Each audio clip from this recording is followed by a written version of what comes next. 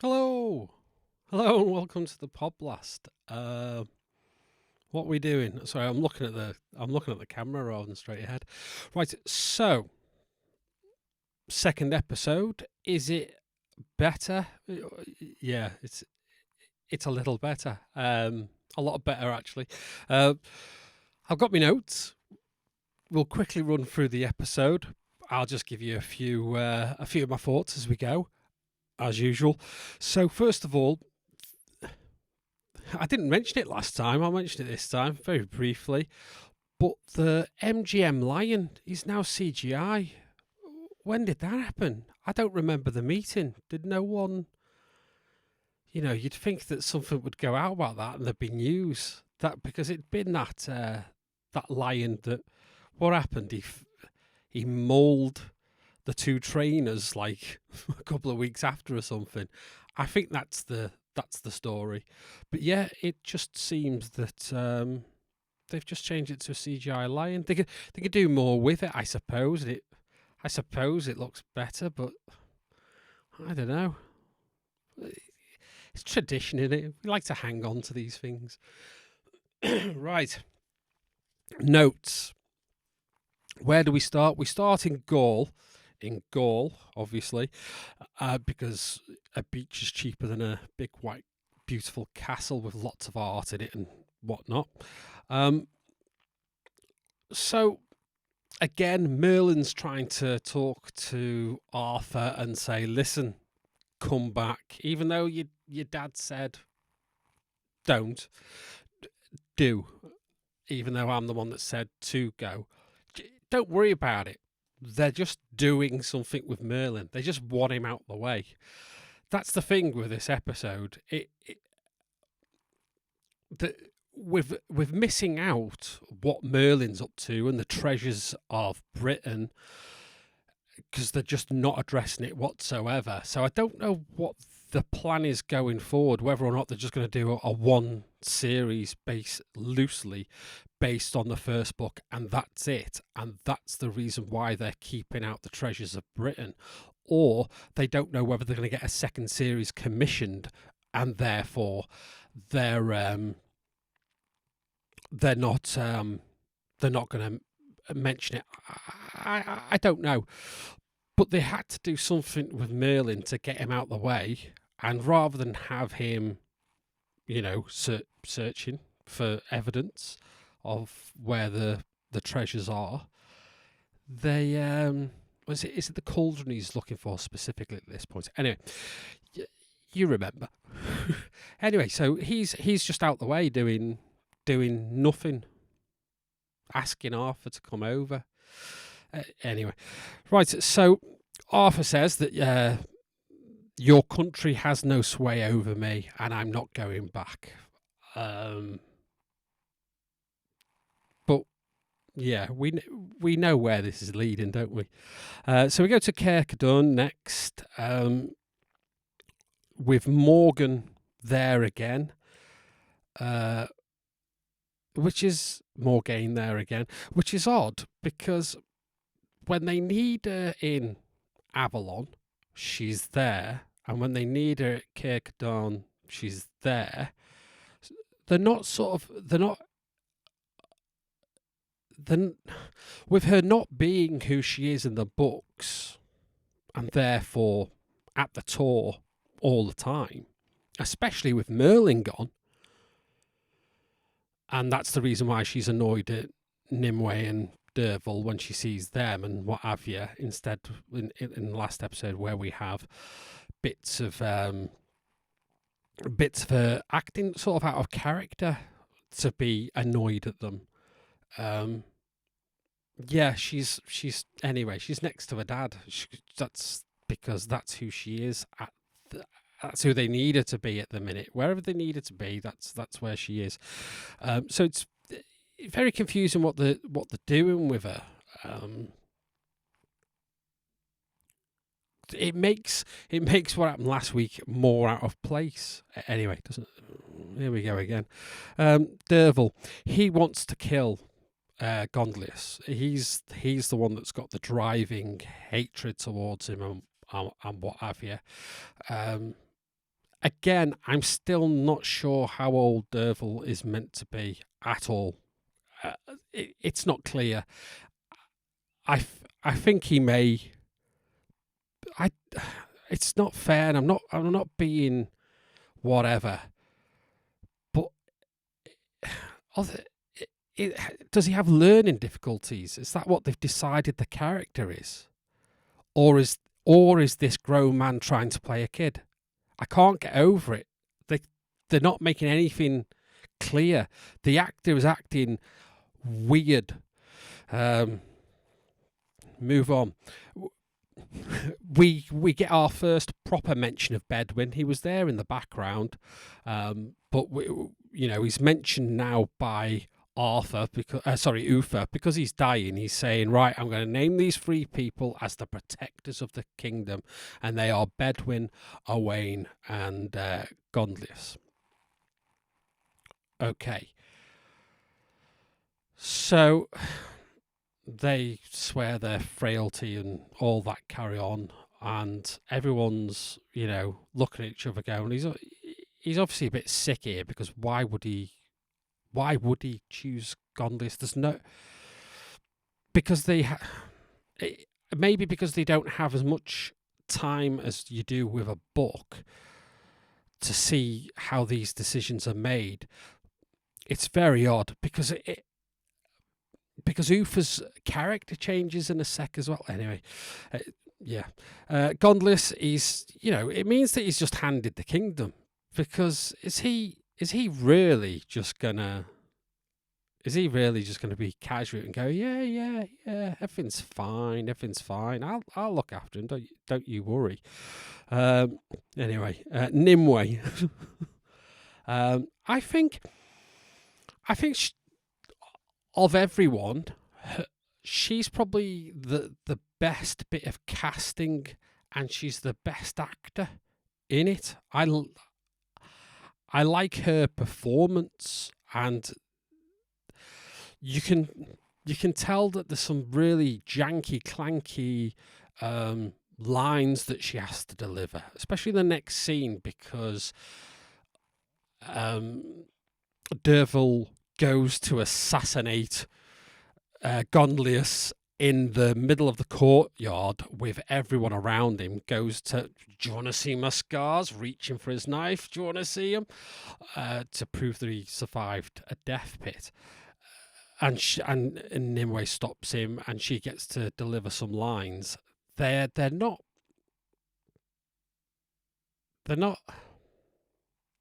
amazing, but she delivers them well. It's very much an oversimplification of everything that's in the books, obviously. So this episode they do much better, and they try and keep close to the source material, because it is a very exciting conclusion to this part, and it's the bit, when we're reading the books, is the first time we actually see Arthur. So it's, don't get this bit wrong. They do all right. I'd say the second episode is definitely better. Anyway, so Arthur's on his deathbed, and Bedwin's there. At this point, I thought that Bedwin was just an extra, a non-speaking extra, because Uther's changed character completely, and he's very much, oh, have I abandoned the old gods, and so on. And Bedwin saying nothing. I honestly just thought he was, what are they going to do here? That's all he's going to do?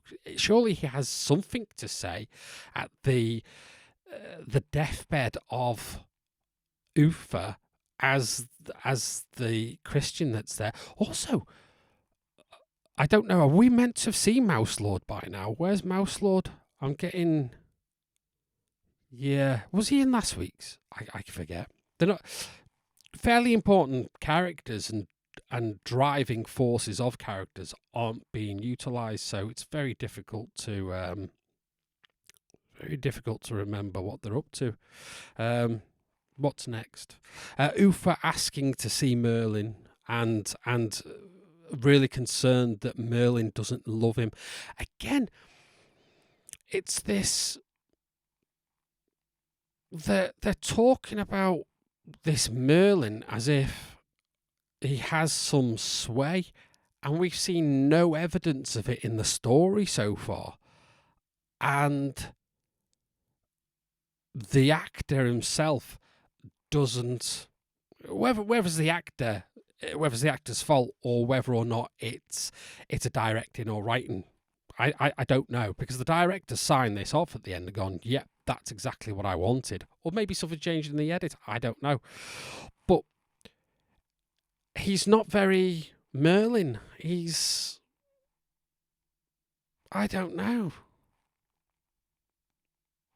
I don't want to be unfair to him, but there's certain characters that stick out because they feel Amdram. Do you know what I mean? Is it just the thing that he's got to deliver, and the actor's not into it?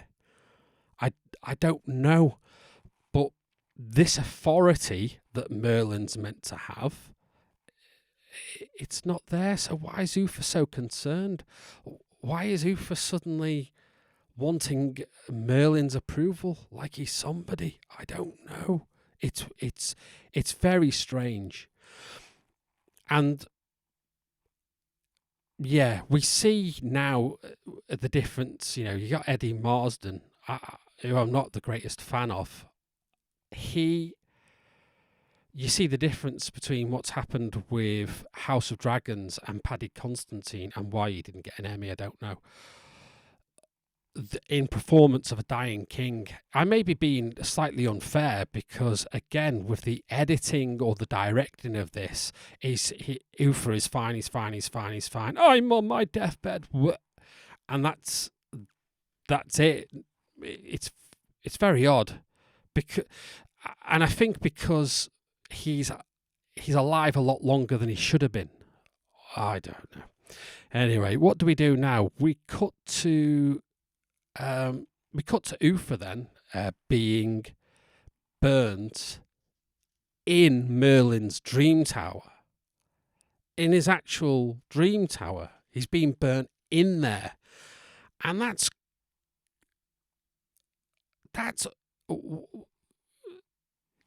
no. Why would you do that? Why'd you do it in the tower? It doesn't matter, does it? And the towers, we know from the book what the towers are meant to like, all full of relics and nonsense that Merlin's picked up along the way. Yeah, it's just bare bones in there. There's nothing. But you might as well burn people in there. Is that what it's for? They've decided. I don't know. Does Merlin actually go up and dream in there with the open sky and whatnot? I don't know, because they just haven't explored those characters at all. We're meant to assume everything. I don't know. It's if you take it away from the book, I don't know whether you'd still understand. Comment if you've not read the books and for some reason you're listening to me absolutely spoil it for you. I hope you would have watched it first. Yeah, I don't know. Can you separate it from the books? Does it make sense if it's not associated with the books? I don't know, because those drives are missing. Those anyway. We then go to 3 weeks later. 3 weeks later, and we're seeing Howl talk about his sword, or his uncle's sword that was there at with Uther, with one of his most famous battles, one of his most famous wins. And I was thinking, they're sort of shoehorning in now. They're setting up, because we know what's going to happen. We know how important Howl is in the development of Dervahl. They sort of took that away by having him in Caer Codern with Owain very early on, and now he's at the Tor again. Why did why did they take Derval over there for him to come back again? Because he hasn't learned anything. It was just so that he could hide behind those pillars like a 12-year-old boy and then sneer at Gondlius and ham-fistedly try and kill him. Yeah, someone's not thinking it through. So yeah, Hal's talking about his sword, and I thought the shoehorning this in, and then it's no, because he's I've got to go and tend to my sheep now. So he's definitely not a warrior. He's not going to help Derval become a man or what have you. Bedwin and Morgan, they're happily talking together. It's a relationship that we don't really see. I mean, they get on ish. He, as a Christian, he's one of the ones that she will tolerate, but she's meant to be, you know what I mean, second in command of the tour and what have you.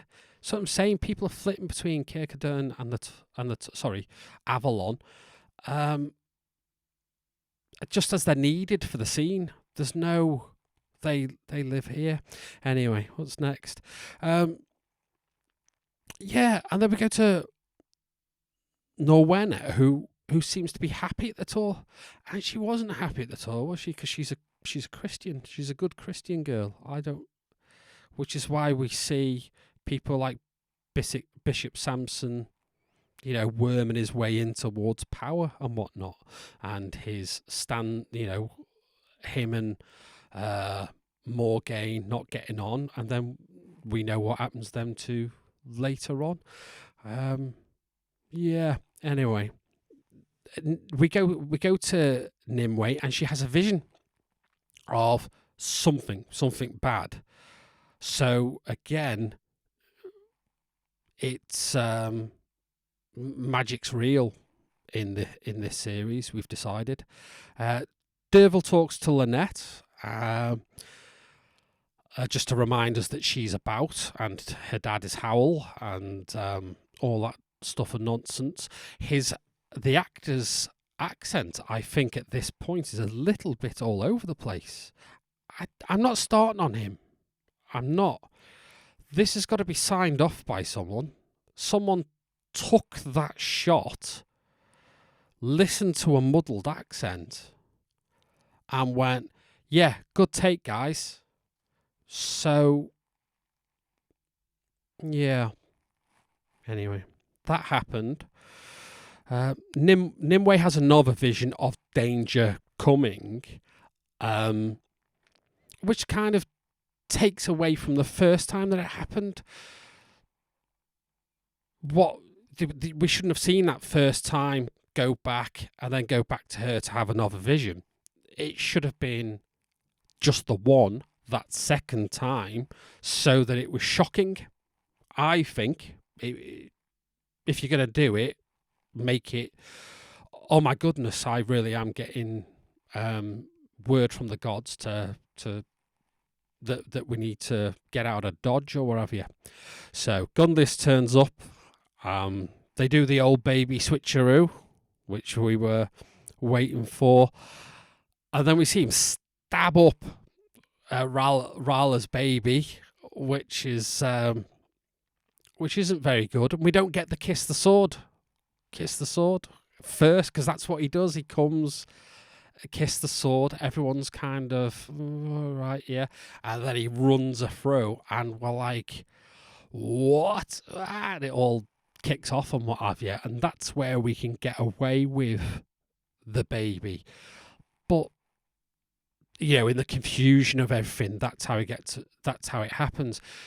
By just going straight for the baby and not having kissed the sword, he's not done his due diligence, has he? Those around him haven't gone, yeah, but is it actually the baby? Because they've walked out with two babies there to show us, and it's her that's... Do you know what I mean? So, I don't know. Kiss the sword was in the book. Right, what do we see next? Because it's all kicked off and it's the start of the sacking of the Tor of Avalon, we see the first, we see Nimue suffering her first wound of the gods, which is graphic, and I don't like things like this in anything. I really don't want to see these kind of scenes. My friend, she told me about Outlander and how bad that series is. Sometimes you can just imply. It doesn't need to. It's not in the books. So why do we have to see it? We know it happened, even though it's not a thrust by thrust description in the book. So we don't really need it for TV unless you just want that shock moment. And you become a voyeur to it then, and it's quite upsetting to watch, I think. It's not something I want anyone to suffer or to look at, even, as entertainment. I don't know. Whatever your kink is, if that's your kink and you're two grown adults, then that's your kink, and I ain't gonna argue with you. But as a form of entertainment in a show, I find it kind of trivializing almost. Isn't this shocking? Wow, look at this. No, let's not. Anyway, I'll move on, shall I? It's more about me than anything, isn't it? Well, it is. It's my review. You could have a completely different view. It could be the best scene that there has been in this episode, and I would be cautious of you. So what happens next? Yeah, so the Tor's being sacked, and Howl gets killed. Howl gets killed. Well, he's not a warrior, is he? And so his sword is there too. So for a minute they sort of teased Howlbane, and then they took it away just as fast, which is a shame, because it's nice to have this kind of thing in a story. But there's a lot missing, as I'm sure I've said and will continue to. Dervahl and Nimue, they escape on a boat on their own. And it's then we have the kiss the sword scene. I thought we're not going to have it, but it happens, and it happens really well. I enjoyed it. I would have I would have liked that to have had that had been the kickoff, and his men surreptitiously encircling the Tor so that everything is controlled, because they know what's going to happen, and everyone looked nervously around as things are happening. Bishop Bedwin's there, and he they let Bishop Bedwin go so that he can tell whoever that this is what happened here. Gundlius is now in charge. Odd from not having Bedwin to suddenly having him there, and he's nothing to do with Dervahl, is again quite odd. And they're not explaining his character, because obviously he's another worshipper of Mithras, isn't he? So anyway, carry on, Dave. Nimue, she tries to drown herself, and she has flashbacks of Merlin saving her at sea. Merlin's the same age, which makes me wonder, how old is Nimue and how old is Dervahl again? Are they meant to be 12 and 13 years old? I don't know. They're not. No one's telling me. It's odd. by chance, they end up on the same bank as where the rest of the escapees are headed towards Kirkcudern. So they join up with them. Poor Ralla, she shows the reveal at the same time. We cut to Gondlius finding out that he's got the wrong baby.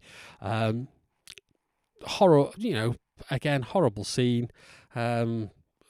Emotionally and what have you, but played very well. Very stiff upper lip though, and this is my duty. I made a promise, and so on. Don't know. I don't know. The book again. The books do it better because they get built more time to do it. At least at the moment, they seem to be sticking to the subject matter. I don't think they entirely understand some of the shock value. Again, they went for schlock rather than shock by seeing as the baby getting stabbed up, and they decide that's the shocking moment rather than this moment of trust of kiss the sword and run her through. Yeah, it seems like they just went for shock rather than understanding the story. Carry on, Dave. So, with the group on its way to Kirkcudern, Derval has his first kill. He's not with Howl. They're not in the marshes. They're not taking people out. He hasn't even got a sword. He's got a stick, and he's not going with somebody else. He's going with I don't know what his name is. Rala's husband. He looks about 10. So he goes, everyone looks about 10 now. I'm getting on a bit. So it's them two, and it's Derval in charge, and it's Derval that commands the situation, and together they take out these two guys. Again, they're missing something. They're missing the fact that it's his first kill, and he would be frightened, and he needed that older person to show him this is what you do. So I don't know why they've done what they've done with Howl. Why he couldn't have just been the character he was meant to be. How long was Derval in Kirkcudern with Owain? Was he meant to have learned how to use a sword and become a warrior? Because he didn't have a sword, he had a stick. It's like they've got the story, that they're putting in the story bits, and then they've got, oh no, we need him there, so we'll just write it in, and it's jarring. We're at the end, obviously, now. Don't worry. So after he's made his first kill, the group are forced into the open to try and get to their destination, and they are run down by Gondlius. And in the book, you get this sense of him not quite being able to get there because Arthur's men, you see the shine of light on his shiny armor with the goose feathers and this image of this white shining rider coming in, and his horses, his famous war horses, taking out Gondlis's men who are chasing these escapees. And instead, I mean, it's TV, I suppose. You've got to make it a bit cheaper. That's a very expensive thing, and you've got to have very well-trained horses to do a run towards pikes and what have you. Instead, you just get this small group of 12 people with Derval waving his sword at Gondlius. Don't you come near me. It's it doesn't feel the same. And Gondolus and his men has just sort of stood there. Give me the baby. They wouldn't stand there saying, "Give me the baby." They just kill them all. Of course they would. We've just seen how brutal he is. Just kill him. What are you doing standing there procrastinating? I don't know. Procrastinating. Got there in the end. Instead, so there's them in a circle. Gondolus men just there, right next to him. Like, just right next to him. Next to a big ominous cliffside. Don't do it, Anakin. I've got the high ground and all that carry on. A load of spears, taking out Gondolus's men, and lots of cheering from the little group and smiling. We're saved. And the final reveal, Arthur just slowly on horseback coming up to the edge so that we can see that it's his men that have done it. And he's got a little smirk to him. He's got a little smirk of, wasn't expecting that. See what I did there? You thought I was staying in Gaul, but here I am. And it's a direction. This is what the director wanted. This is what he asked for from Ian. He said, listen, I want you to give us a knowing kind of attitude to this one. And it's grating, and it takes away from the drama. And the fact that Arthur, he's doing nothing. Charge, hack and slash, get word. Just that's the thing that we were waiting for. So anyway, episode 2 is done, and it felt much better. I'm glad that they did what they did, not necessarily the way that they did it, but at least they stayed to the book. And I don't suppose there was a lot of space for there to be much else, considering where we are. It's when we get back to talking about England and people's drives and who the alliances that are formed and the paying gold to Saxons and to stop them, the managerial part of the book, that's coming. And that's where you get a lot of progression story-wise. And because we're not getting set up for a lot of that story, I'm wondering what they're going to do.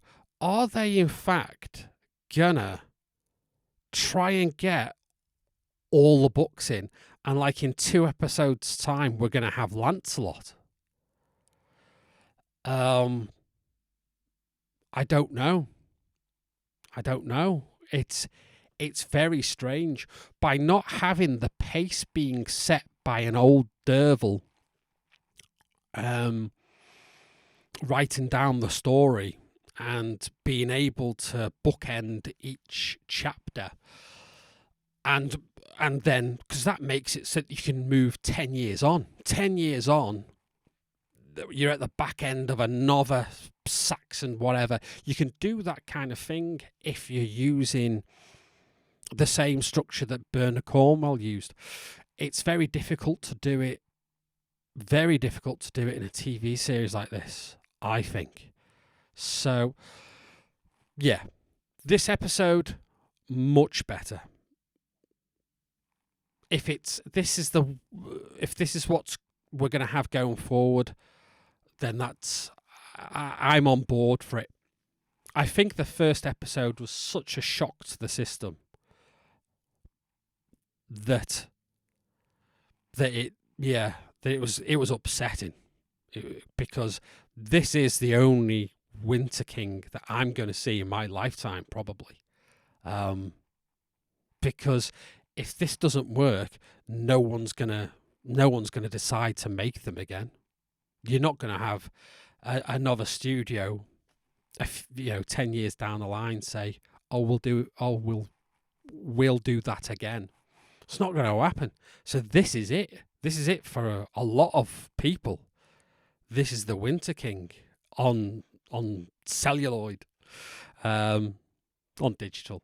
But so I just want better things from it, I think. It's much better, but it ain't there. Let's see what the third one's like. We might be heading up. It might be getting better and better every single time. And I'm here for that. I hope you are too. What do you think? Tell me when you tell me in the comments. We can move on from the race stuff if we can, because that's all been said and done. And let's just concentrate on the story, shall we? Like and subscribe. Make sure that you have your breakfast, and I will see you next time. Either it's going to be another one of these, or I've got other stuff in the pipeline. Either way, I'll see you in a minute. Thanks for joining me. I appreciate the fact that I'm not just talking into the abyss that is the internet. There are people watching it, and that's valuable to me. Thank you very much. I'll see you later.